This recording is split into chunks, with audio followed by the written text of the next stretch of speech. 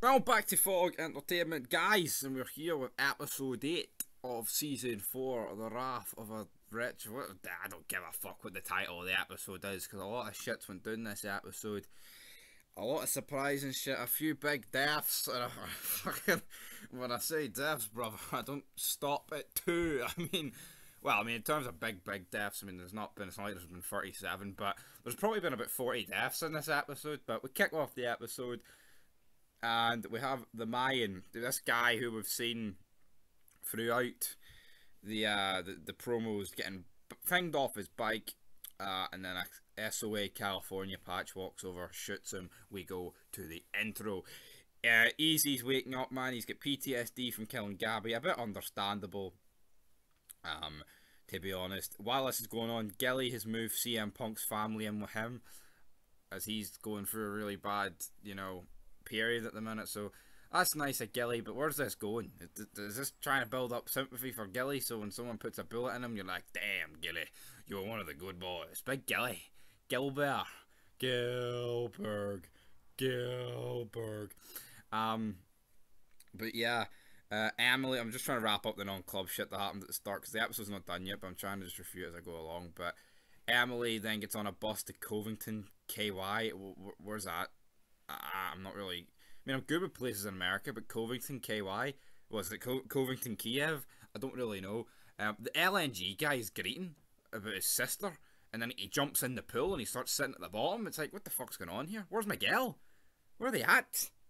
Where's everybody at? But we get the scenes that actually matter, because Easy shows up at the butcher shop, basically tells Felipe, you did this, you couldn't save me, I killed Gabby, and that Amor Nasor Cortina. He doesn't really say that, but he alludes to that.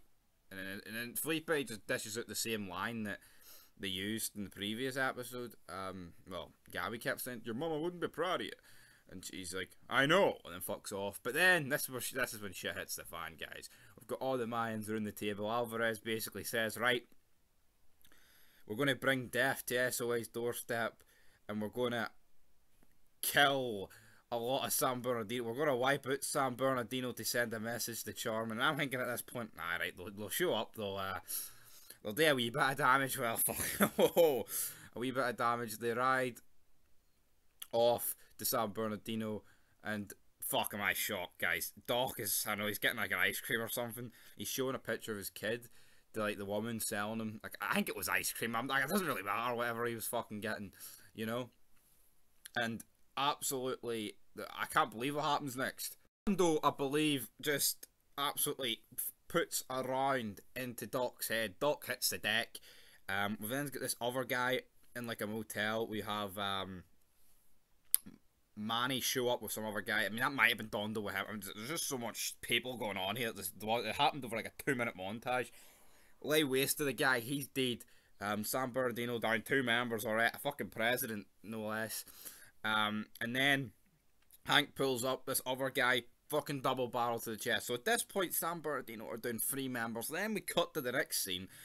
They're in a van. They're basically holding this prospect hostage with all these Santa Padre members in the back. They manage to get in the gate. The prospect goes, they're in the back. But why wouldn't he get out of the van? Or like attempt to, maybe Creeper could have shot him, before what happened. But Creeper kills the prospect. Santa Padre get out the fan, and it is very one-side booking, but I guess you could say Santa Padre, it looks like they have the number advantage, and also like the element of surprise, which also in these situations helps big time. But San Bernardino, they literally get wiped off the face of the earth here, right? But there is a few key points to acknowledge. A Mayan member does get shot here. I don't know who it is, though, to be honest.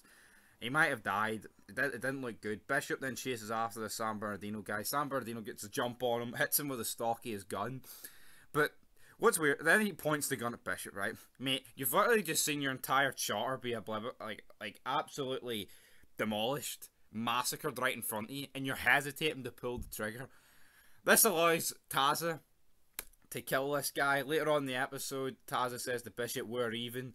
Are we really even? Yes, you saved his life, mate, but you killed Riz and fucking put this shitstorm in motion. So I think Bishop decides when you're even, mate, not you. They wipe them all out. They get into the clubhouse, but there's one guy left. Easy gets shot at. He runs into the room, drops the guy. Conche runs in, says, "That's them all done." And then like there's like a symbolic image of like blood on the Reaper, because obviously Easy just dropped the guy. And then Easy turns the gun and shoots Conche in the dome, and it's like, what the fuck is going? As Angel's walking, but I don't think Angel actually notices, or maybe he does. I think Angel would be a bit more forgiving of this kill than he would be Gabby, even though Gabby was more to save him. But yeah, oh, I mean, they literally wiped San Bernardino off the map. See, Alvarez is talking at the start of the episode, and he's like, "Aye, we're going to kill San Bernardino, send a message to Charm." And you think, alright, kill a few guys, you know, they'll have like Doc left, and you know, all that stuff. No, they've literally got nobody left. They've got a few people in the ICU. Like, literally, as Justin Bieber mentioned that, well, was told by our sister that Terry is still alive, but he's in the ICU. Well, I'll tell you what, see, even if Terry ever wakes up for that ICU, he'll want back in the ICU. He'll want back in his coma, because his whole charter's been massacred, obliterated, man. There's nobody left. But yeah, Easy kills a fucking president, and saying they go back. Alvarez and Diaz walked in, but we had a weird scene actually before we even went to war. Diaz goes to Alvarez. They're saying our war, it's theirs. You know, and it's like, okay, but I get you are like the founding members, but he's afraid to get your hands dirty. I mean, it's almost a bit pathetic. Like, there was never a point in Sons like where Clay, or you know, it was like when they're going, I'm gonna sit this one out, guys. I've had my fair share of wars. Like, what the fuck is this? You're El Padrino, mate. I'm not saying you have to go and fucking do every kill yourself, but I mean, they actually like, I mean, why couldn't you just set it in motion? But then they made it so obvious that he wasn't going to get involved. Mess, in my opinion, that. But him and Diaz walk in. They remember Conche. Easy then says to Manny, it's physics. She should become the new VP of Yuma. All that good stuff. And then from this point, you know, the episode kind of goes downhill. But I guess it was always going to go downhill for this point. A lot of death. A lot of murder. Gilly sleeps outside in his car. Looks like he's suffering from PTSD now as well. Creeper shows off his new girl to the club. Bishop have that scene with Taza, like I've mentioned before. The LNG guy, turns out his mom died, and his sister's a midget. Have we seen his sister before? And that's basically how the episode ends. The LNG like hit like you know, right hand, well, I was saying man, it's a woman. She like shows up and like wakes up Galindo, and then the wee midget woman walks in after she just had a conversation with her brother, which didn't go too well because it looks like he's just going to cut her out, and he's like, I might make you live. And then there's like a 3-second pause in this house. I mean, what is he? Fucking Alliance heel run Austin, where he says something and there's like a 3-second play, and he had something else. I mean, it was actually pretty, I might make you live, just not tonight. I mean, it was pretty, and I actually thought it was pretty funny, even though it's like, right, we're fucking San Bernardino's been wiped off the face of the earth here, and that's what we're getting. But yeah, and then she's like, it looks like she's going to use Galindo to get back at her brother, and maybe use Galindo to replace her brother at the head of this table. But yeah, I mean, a very action-packed episode, guys. Some big deaths in there, but could they not have built Doc up a bit more? You know, like, is it not a bit fucking ridiculous about what's going on there? I think it is, personally, but right. So, San Bernardino's been massacred, guys. Conche's dead. And you've got to look at the point of view of, how can Tig even meet with Alvarez at this point? Like, let's be real. Everybody's been wiped out. Everybody's been wiped out of one charter. Like, why is Alvarez even... Like, he's like, oh, we're going to send a message to charter. What the fuck's going to have to happen for these two to have this meet? You know? Like... See, when they were wiping them out, like, my jaw was literally on the deck, and then when Easy dropped it was fucking gone. I was like, what?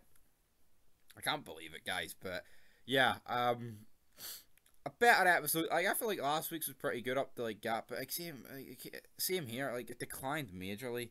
I mean, I think Angel's dead. The fact they're trying to give him this happy life with Adelita, I think he'll die soon.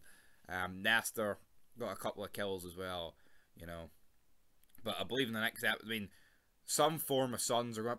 But see, they've dug themselves into a corner here because they've wiped out all of San Bernardino, and it's like, oh, we're going to send a message to Charmin. But now you're going to have to get Sam Crow involved, and if they don't have the actors for it, it's going to suck. You know, because you can't just wipe out San Bernardino and Sam Crow go, ah well, guys, sure, it's all right. You know, it's all right.